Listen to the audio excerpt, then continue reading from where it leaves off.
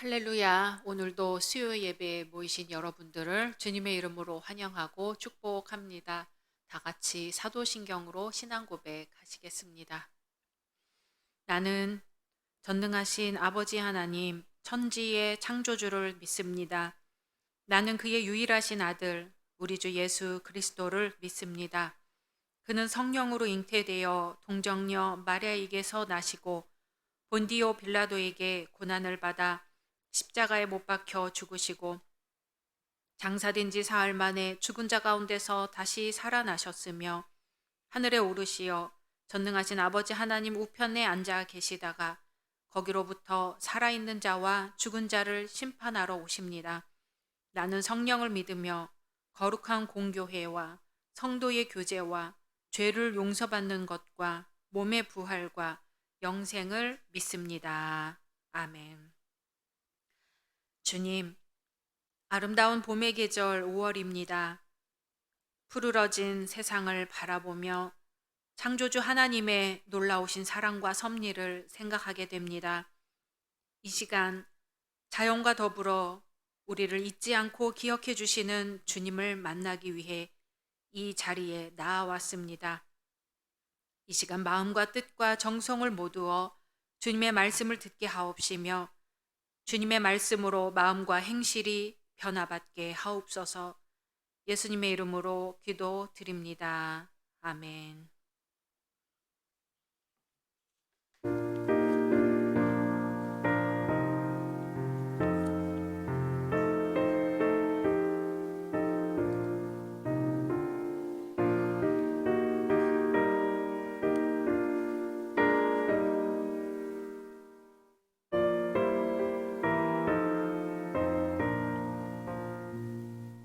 내 맘이 낙심되며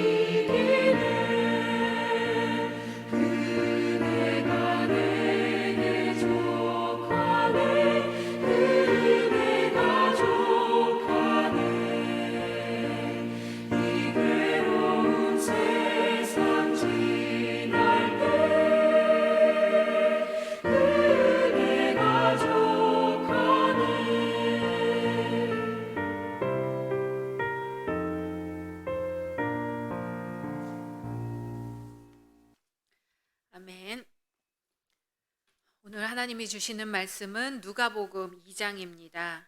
1절에서 마지막 52절 말씀까지. 누가복음 2장 1절에서 52절 말씀까지 제가 봉독하겠습니다. 그때에 가이사 아구스도가 영을 내려 천하로 다 호적하라 하였으니 이 호적은 구레뇨가 수리아 총독이 되었을 때에 처음 한 것이라. 모든 사람이 호적하러 각각 고향으로 돌아가매 요셉도 다윗의 집 족속이므로 갈릴리 나사렛 동네에서 유대를 향하여 베들레헴이라 하는 다윗의 동네로 그 약혼한 마리아와 함께 호적하러 올라가니 마리아가 이미 잉태하였더라. 거기 있을 그때에 해산할 날이 차서 첫 아들을 낳아 강보로 싸서 구유에 뉘었으니 이는 여관에 있을 곳이 없음이러라.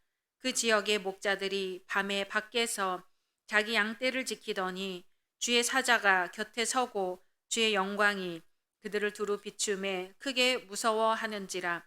천사가 이르되 무서워하지 말라. 보라, 내가 온 백성에게 미칠 큰 기쁨의 좋은 소식을 너희에게 전하노라. 오늘 다윗의 동네에 너희를 위하여 구주가 나셨으니 곧 그리스도 주시니라. 너희가 가서 강보에 쌓여 구유에 뉘어 있는 아기를 보리니 이것이 너희에게 표적이니라 하더니 후련히 수많은 천군이 그 천사와 함께 하나님을 찬송하여 이르되 지극히 높은 곳에서는 하나님께 영광이요 땅에서는 하나님이 기뻐하신 사람들 중에 평화로다 하니라.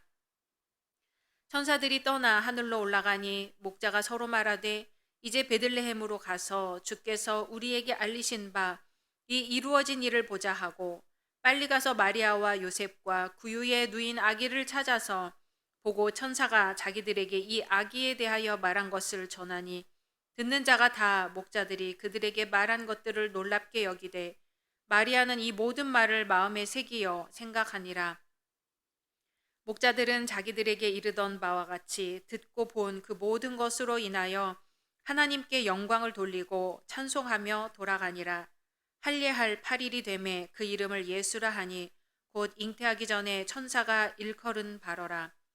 모세의 법대로 정결 예식의 날이 참에 아기를 데리고 예루살렘에 올라가니 이는 주의 율법에 쓴 바 첫 해에 처음 난 남자마다 주의 거룩한 자라 하리라 한 대로 아기를 주께 드리고 또 주의 율법에 말씀하신 대로 산비둘기 한 쌍이나 혹은 어린 집부들기 둘로 제사하려 함이더라. 예루살렘에 시므온이라 하는 사람이 있으니 이 사람은 의롭고 경건하여 이스라엘의 위로를 기다리는 자라. 성령이 그 위에 계시더라. 그가 주의 그리스도를 보기 전에는 죽지 아니하리라 하는 성령의 지시를 받았더니 성령의 감동으로 성전에 들어가매 마침 부모가 율법의 관리대로 행하고자 하여 그 아기 예수를 데리고 오는지라. 시므온이 아기를 안고 하나님을 찬송하여 이르되 주제여 이제는 말씀하신 대로 종을 평안히 놓아 주시는도다. 내 눈이 주의 구원을 보았사오니 이는 만민 앞에 예비하신 것이요 이방을 비추는 빛이요 주의 백성 이스라엘의 영광이니이다 하니 그의 부모가 그에 대한 말들을 놀랍게 여기더라. 시므온이 그들에게 축복하고 그의 어머니 마리아에게 말하여 이르되 보라, 이는 이스라엘 중 많은 사람을 패하거나 흥하게 하며 비방을 받는 표적이 되기 위하여 세움을 받았고 또 칼이 내 마음을 찌르듯 하리니 이는 여러 사람의 마음의 생각을 드러내려 함이니라 하더라. 또 아셀 지파 바누엘의 딸 안나라 하는 선지자가 있어 나이가 매우 많았더라. 그가 결혼한 후 7해 동안 남편과 함께 살다가 과부가 되고 84세가 되었더라. 이 사람이 성전을 떠나지 아니하고 주야로 금식하며 기도함으로 섬기더니 마침 이때에 나와서 하나님께 감사하고 예루살렘의 속량을 바라는 모든 사람에게 그에 대하여 말하니라. 주의 율법을 따라 모든 일을 마치고 갈릴리로 돌아가 본 동네 나사렛에 이르니라. 아기가 자라며 강하여지고 지혜가 충만하며 하나님의 은혜가 그의 위에 있더라. 그의 부모가 해마다 유월절이 되면 예루살렘으로 가더니 예수께서 12살 되었을 때에 그들이 이 절기의 관례를 따라 올라갔다가 그 날들을 마치고 돌아갈 때에 아이 예수는 예루살렘에 머무셨더라. 그 부모는 이를 알지 못하고 동행 중에 있는 줄로 생각하고 하룻길을 간 후 친족과 아는 자 중에서 찾되 만나지 못하매 찾으면서 예루살렘에 돌아갔더니 사흘 후에 성전에서 만난즉 그가 선생들 중에 앉으사 그들에게 듣기도 하시며 묻기도 하시니 듣는 자가 다 그 지혜와 대답을 놀랍게 여기더라. 그의 부모가 보고 놀라며 그의 어머니는 이르되 아이야 어찌하여 우리에게 이렇게 하였느냐 보라 내 아버지와 내가 근심하여 너를 찾았노라. 예수께서 이르시되 어찌하여 나를 찾으셨나이까 내가 내 아버지 집에 있어야 될 줄을 알지 못하셨나이까 하시니 그 부모가 그가 하신 말씀을 깨닫지 못하더라. 예수께서 함께 내려가사 나사렛에 이르러 순종하여 받드시더라. 그 어머니는 이 모든 말을 마음에 두니라. 예수는 지혜와 키가 자라가며 하나님과 사람에게 더욱 사랑스러워 가시더라. 아멘. 오늘 말씀 속에서 오직 예수님만 만나시기를 소망합니다. 의처증이나 의부증이라는 질환이 있지요. 그것은 배우자에 대한 신뢰의 부족에서 오는 질환이라고 합니다. 배우자의 어떤 행동을 의심하는 데서 비롯된 것이 결국에는 부부 생활의 파경에 이르기까지 무서운 질병이라고 합니다. 이러한 질환과는 아예 관계가 없이 사는 것이 좋기야 하겠지만 이미 걸린 사람들에게는 상대방에 대한 신뢰를 회복하도록 도와주는 것이 최선의 방책이라고 합니다. 신문지상에 실리는 이야기들을 보면 이러한 질환으로 생기는 비극이 생각보다 많습니다. 당사자가 되어보지 않아서 그런 일이 드문 일이라고 치부하고 말지만 각종 통계를 보면 그러한 상황은 의외로 많습니다. 상대방을 의심하는 일은 정말 큰 죄로까지 이어지게 되는 거지요. 오늘 말씀에는 요셉과 마리아가 호적하러 고향으로 가는 길에 아기 예수님이 말구유에서 태어나는 장면이 나옵니다. 요셉과 마리아는 정혼한 사이였지요. 그런데 둘이 동침한 일이 없는 상태에서 아이가 생겼어요. 마태복음에서는 요셉은 이 일을 조용히 처리하려고 했어요. 그만큼 놀라운 일이었어요.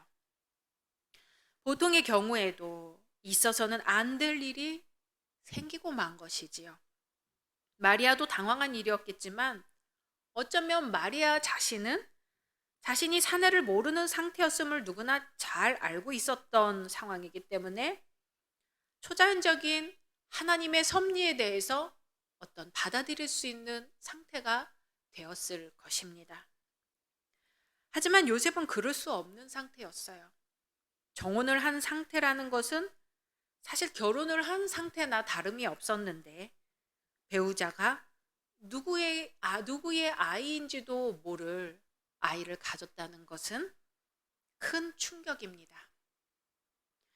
그럼에도 불구하고 요셉은 이러한 정황을 있는 그대로 받아들이고 결혼을 합니다. 그러다가 본문에서와 같이 피곤하고 힘든 여행길에서 맏아들 예수를 얻게 되는 거지요. 과연 요셉은 전혀 의심이 들지도 않고 기분이 나쁘지도 않았을까요? 마리아를 아내로 받아들이는데 조금의 주저함도 없었을까요? 아닐 것입니다. 요셉도 평범한 인간이고 체면을 생각하는 그런 평범한 남자였을 것입니다. 그럼에도 불구하고 유연한 대처로 결국은 메시아의 호적상에 부친이 된 것이지요. 놀라우리 많지 담담한 요셉의 행동 앞에 머리가 숙여지는 대목입니다. 가톨릭에서는 예수님이 마리아의 태를 빌려 세상에 나왔다는 이유로 마리아에게 거의 신적인 권위까지 부여하고 있습니다. 하지만 예수님의 육신의 부친인 요셉에 대해서는 거의 언급이 없어요. 그러나 하나님에 대한 요셉의 신앙은 우리가 본받을 만한 것이라고 생각이 됩니다. 어떠한 어려움을 만나면 나에게서 이 잔을 거두어 주소서 하고 우리는 간절히 소원합니다. 우리는 평범하고 약한 인간들이기에 만약 요셉과 같은 경우를 만나면 어찌할지 모르겠습니다. 흔히 남자를 도둑이라고 표현하듯이 남자들은 자신들의 순결은 별 문제 삼지 않으면서도 배우자가 될 여자에 대해서는 매우 까다로운 순결관을 가지고 있는 것이 사실입니다. 이런 우리 한국인의 사고방식으로 생각해 볼 때 요셉의 신앙적인 결단은 대단히 용기 있는 일임에 틀림없습니다. 또 메시아가 자신의 가문을 통해 태어날 것이라는 사실은 기쁘고 영광된 일일 수도 있지만 자신이 그 책임을 맡아야 한다는 현실은 과연 아무런 부담감 없이 받아들일 수 있었을까요? 그 신앙의 위대함에 다시 한번 고개를 숙이게 됩니다. 자신에게 주어진 하나님의 계획을 묵묵히 받아들이고 그 후 별다른 스포트라이트를 받지 못했음에도 의연하게 받아들이고 사랑으로 한 가족이 된 요셉의 행동은 본받아야 할 것입니다. 요셉의 후원과 배려 없이 마리아가 메시아의 어머니로서의 역할을 잘 감당할 수는 없었을 것입니다. 이 시간 말씀을 묵상하면서 함께 기도하겠습니다. 당회와 각 성교회를 위해서, 교학교와 청년부 위해서, 몸이 아픈 분들을 위해서 함께 기도하겠습니다.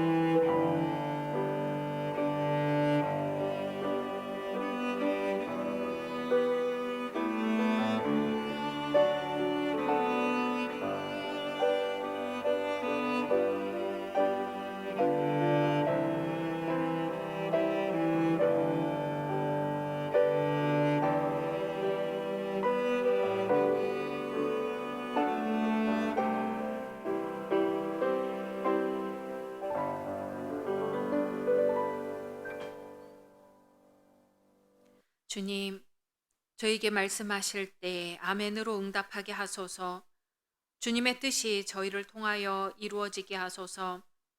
이 일을 위하여 누구를 보낼까 말씀하실 때 아멘 저를 보내주소서 하고 응답하게 하옵소서. 이 일이 왜 내게 벌어졌는지 이해할 수 없을 때에라도 십자가를 바라보며 승리하게 하소서. 예수님의 이름으로 기도드립니다. 아멘.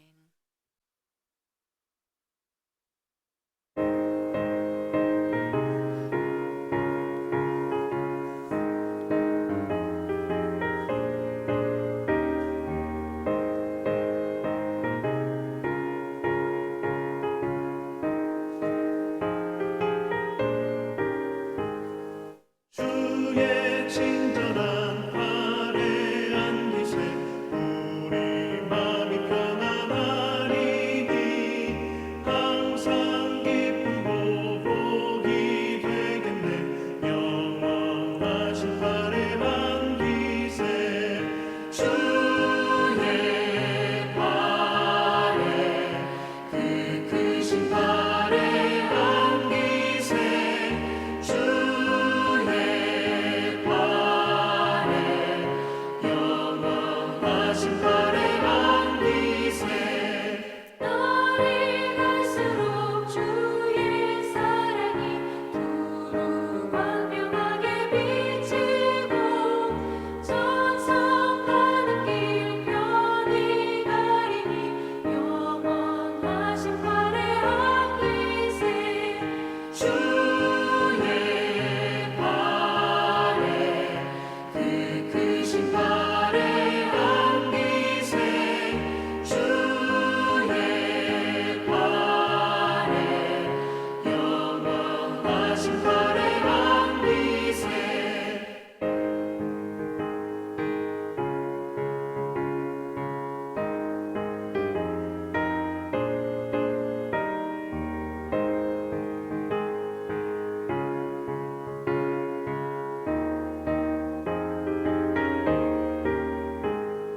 주의 보좌로 나아갈 때에 기뻐 찬미 소리 외치고 걱과 두려움 없어지니 영원하신 발에 안기세 주의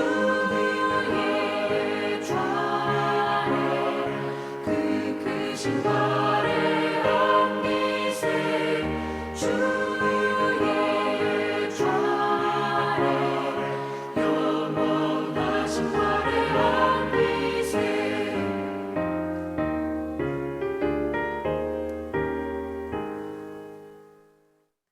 하늘에 계신 우리 아버지여, 이름이 거룩히 여김을 받으시오며 나라가 임하시오며 뜻이 하늘에서 이루어진 것 같이 땅에서도 이루어지이다.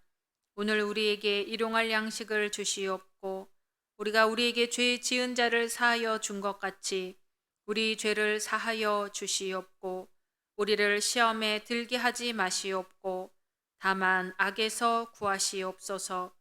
나라와 권세와 영광이 아버지께 영원히 있사옵나이다. 아멘.